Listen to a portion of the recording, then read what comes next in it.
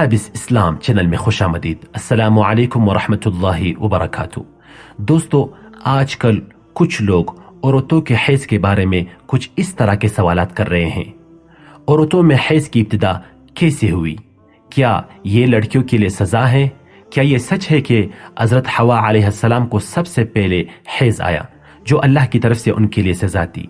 क्या हैज़ की इब्तिदा बनी इसराइल से हुई? क्या बनी इसराइल से पहले औरतें हैज़ से पाक थी?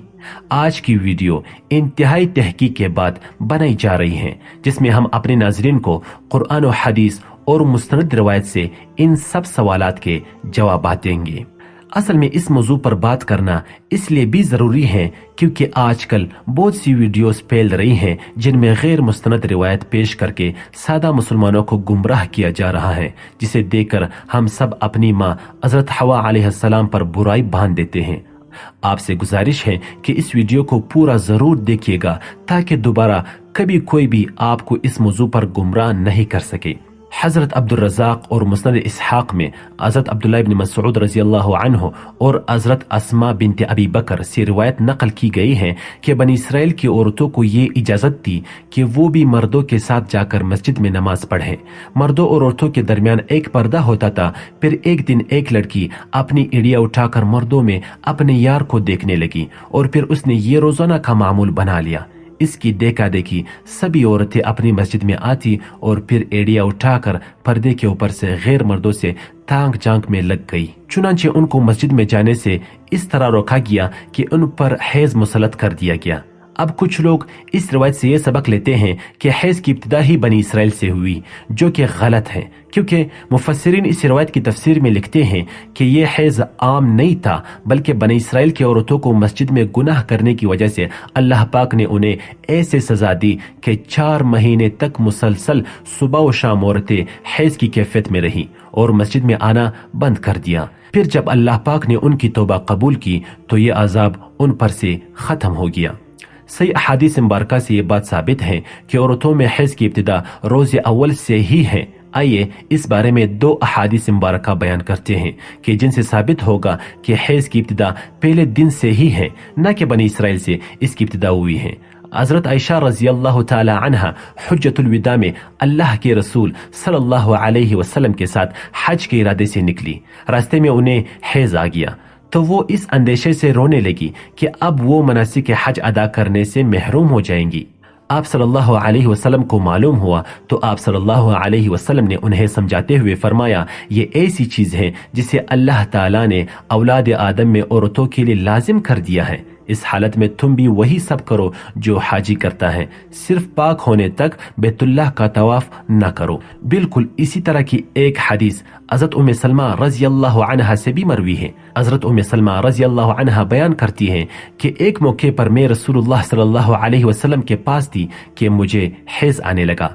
मैं वहां से उठ गई। आप सल्लल्लाहु अलैहि वसल्लम ने दरियाफ्त किया तो मैंने बताया कि मुझे हैज़ आने लगा है। आप सल्लल्लाहु अलैहि वसल्लम ने फरमाया, ये ऐसी चीज़ है जिसे अल्लाह ताला ने आदम की बेटियों पर लाजिम कर दिया है। इस मौजू पर इमाम बुखारी रहमतुल्लाह अलैह ने बुखारी शरीफ में एक बाब भी कायम किया है जिसका नाम है हैज़ का आगाज कैसे हुआ। इमाम बुखारी रहमतुल्लाह अलैह लिखते हैं, हुजूर अकरम सल्लल्लाहु अलैहि वसल्लम ने फरमाया, ये वो चीज़ है जिसे अल्लाह ताला ने आदम की बेटियों पर लाजिम कर दिया है।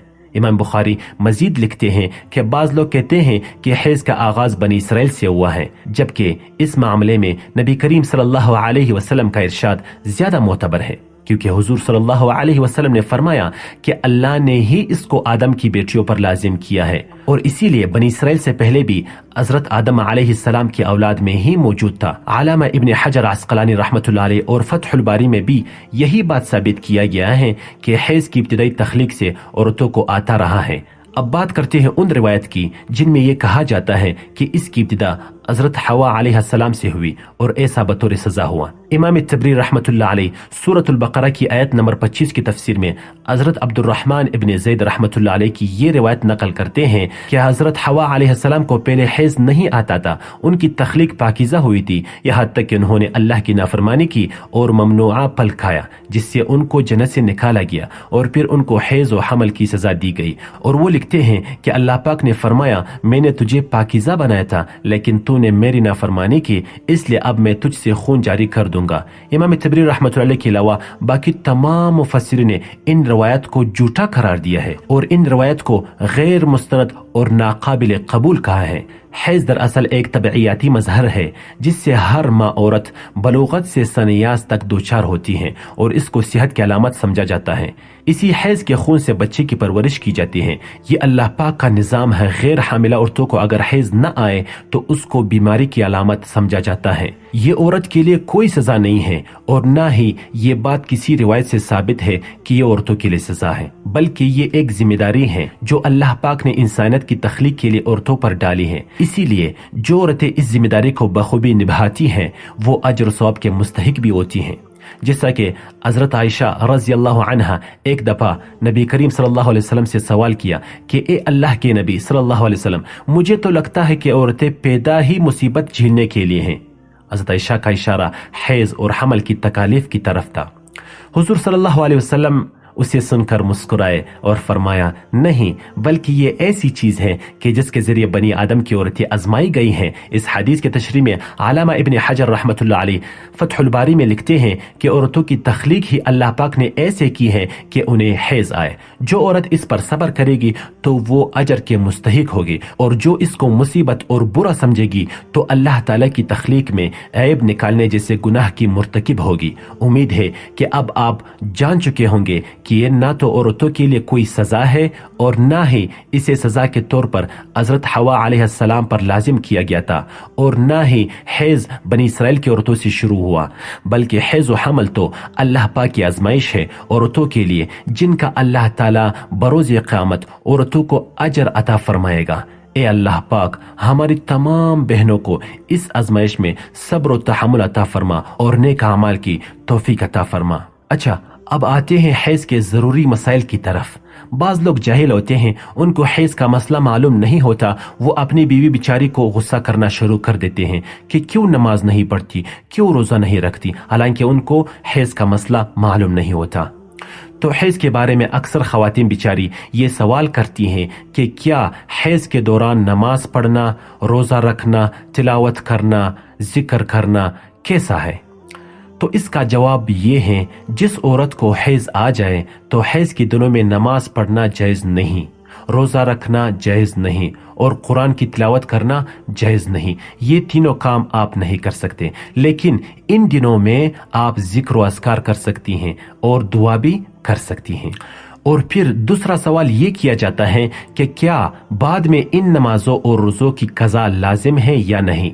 तो इसका जवाब इस हदीस में है। हजरत आयशा रज़ी अल्लाह ताला अन्हा ने फरमाया कि नबी करीम सल्लल्लाहु अलैहि वसल्लम के ज़माने में जब हमें हैज आता तो हमें रोज़ा की क़ज़ा का हुक्म दिया जाता था, लेकिन नमाज की क़ज़ा का हुक्म नहीं दिया जाता था।